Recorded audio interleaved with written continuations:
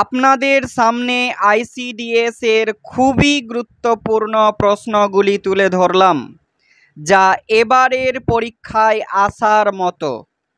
তো তার আগে বলি, ভিডিওটি স্কিপ না করে পুরো ভিডিওটি দেখুন।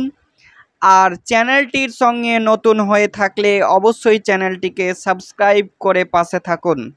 ভিডিওগুলি ভালো লেগে থাকলে লাইক কমেন্ট করুন এবং বেশি বেশি শেয়ার করে দিন। তো চলুন ভিডিওটি শুরু করা যাক। প্রথম নম্বর কোশ্চিন হলো, আইসিডিএস কথাটির পুরো নাম কি? আইসিডিএস কথাটির পুরো নাম হলো ইন্টিগ্রেটেড চাইল্ড ডেভেলপমেন্ট সার্ভিসেস। 2 নম্বর কোশ্চেন, আইসিডিএস কি জাতীয় প্রকল্প? এটি হলো শিশু ও নারী বিকাশ প্রকল্প। 3 নম্বর কোশ্চেন, আইসিডিএস প্রকল্পটি কবে চালু হয়? 1975 সালের 2 অক্টোবর। মিড ডে মিল প্রকল্প চালু হয় কত সালে? 1995 সালে। 5 নম্বর কোশ্চেন, সবুজ সাথী প্রকল্পে কোন সুবিধা প্রদান করা হয়? সাইকেল দেওয়া হয়। 6 নম্বর কোশ্চেন, বিশ্ব থ্যালাসেমিয়া দিবস কবে পালিত হয়? বিশ্ব থ্যালাসেমিয়া দিবস 8ই মে পালিত হয়। কোন তারিখে শিশু দিবস পালিত হয়? 14ই নভেম্বর। বেটি বাঁচাও বেটি পড়াও অভিযান কবে শুরু হয়? 2015 সালের 22শে জানুয়ারি। জেলা মহিলা সহায়তা সমিতির চেয়ারম্যান কে? জেলা প্রমুখ। প্রশ্ন নাম্বার 10, পুষ্টি উপাদান কয়টি? পুষ্টি উপাদান হলো 6টি। প্রশ্ন নাম্বার 11, প্রোটিন বিপাকের ফলে কি উৎপন্ন হয়? প্রোটিন বিপাকের ফলে অ্যামাইনো অ্যাসিড উৎপন্ন হয়। আয়োডিনের অভাবে কি রোগ হয়? আয়োডিনের অভাবে গলগন্ড রোগ হয়। কোন ভিটামিনের অভাবে রিকেট রোগ হয়? ভিটামিন ডি এর অভাবে রিকেট রোগ হয়। ইউনিসেফের পূর্ণ রূপ কি? ইউনিসেফের পূর্ণ রূপ হলো United Nations children's fund. Vitamin শব্দটি প্রথম কে ব্যবহার করেন? ভিটামিন শব্দটি প্রথম কাসিমির ফাঙ্ক ব্যবহার করেন। জন্ডিস রোগে কোন অঙ্গটি আক্রান্ত হয়? জন্ডিস রোগে যকৃৎ বা লিভার অঙ্গটি আক্রান্ত হয়। টাইফয়েড কোন অঙ্গের ক্ষতি করে? টাইফয়েড অন্ত্র অঙ্গের ক্ষতি করে। লালা রসে কোন উৎসেচক থাকে? লালা রসে টায়ালিন এবং লাইসোজোম থাকে। সৌরজগতের সবচেয়ে বড় গ্রহ কোনটি? সৌরজগতের সবচেয়ে বড় গ্রহ হলো বৃহস্পতি। ভারতের কোন রাজ্যে সবচেয়ে বেশি কফি উৎপাদন হয়? কর্ণাটক রাজ্যে। দুয়ারে সরকার প্রকল্প কবে চালু হয়? 2020 সালে। কোন ভারতীয় মহিলা প্রথম এভারেস্ট জয় করেন? বাচেন্দ্রী পাল। ভারতের প্রথম মহিলা আইএএস অফিসার কে ছিলেন? আন্না রাজম ছিলেন। তারপরের প্রশ্ন, এশিয়ান গেমসে প্রথম স্বর্ণ পদক জয়ী মহিলা কে? কমলজিৎ সান্ধু। তারপরের প্রশ্ন হলো ইডেন গার্ডেন কত সালে প্রতিষ্ঠিত হয়? 1864 সালে।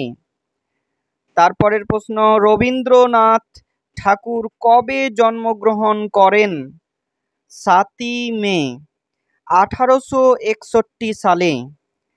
জাতীয় সংঘ কত সালে শিশুদের জন্য কর্মসূচি গ্রহণ করেছে? 1989 সালে। ওমেন হেল্পলাইন নাম্বার কবে চালু হয়? 2018 সালের 3রা ডিসেম্বর।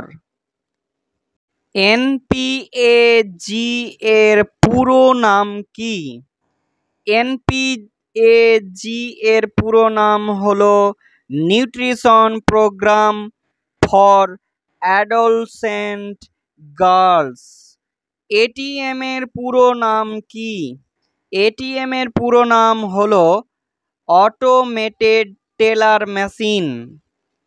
পশ্চিমবঙ্গ ভারতের কোন দিকে অবস্থিত? পশ্চিমবঙ্গ ভারতের পূর্ব দিকে অবস্থিত।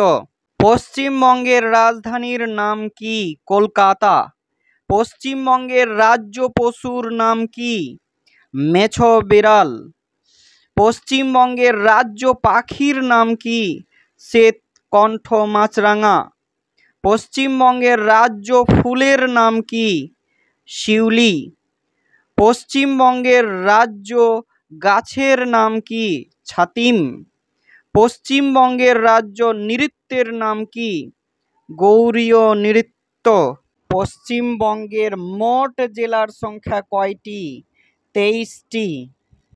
পশ্চিমবঙ্গের দীর্ঘতম নদীর নাম কি? গঙ্গা। আলিপুর চিড়িয়াখানা কোথায় অবস্থিত? পশ্চিমবঙ্গের কলকাতায়। কলকাতায় কবে মেট্রো রেল চালু হয়? 1984 সালে। হুগলি জেলার সদর শহরের নাম কি? চুঁচুড়া।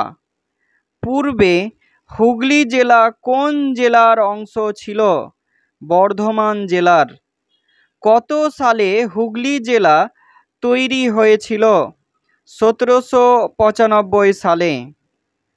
হুগলি জেলার কোন ওলন্দাজদের বাণিজ্য কুঠি ছিল? চুঁচুড়াতে। হুগলি জেলায় কয়টি পুরসভা আছে? 11টি। হুগলি জেলা দুধ উৎপাদনে পশ্চিমবঙ্গের মধ্যে কত অবস্থান দখল করে আছে? তৃতীয়। ভারতের দ্বিতীয় বৃহত্তম শিল্পাঞ্চল কোনটি? হুগলি শিল্পাঞ্চল। আরামবাগ কিসের জন্য বিখ্যাত? মুরগির হ্যাচারি শিল্পের জন্য বিখ্যাত। অযোধ্যা রাম মন্দির কোন রাজ্যে অবস্থিত? উত্তরপ্রদেশ। অযোধ্যা কোন নদীর তীরে অবস্থিত? সরজু। অযোধ্যা রাম মন্দিরের দৈর্ঘ্য কত? 380 ফুট। কলকাতা জেলা কবে প্রতিষ্ঠিত হয়? 1947 সালে। কলকাতা জেলার সদর শহর কোনটি? কলকাতায়। কলকাতা কোন নদীর তীরে অবস্থিত? হুগলি।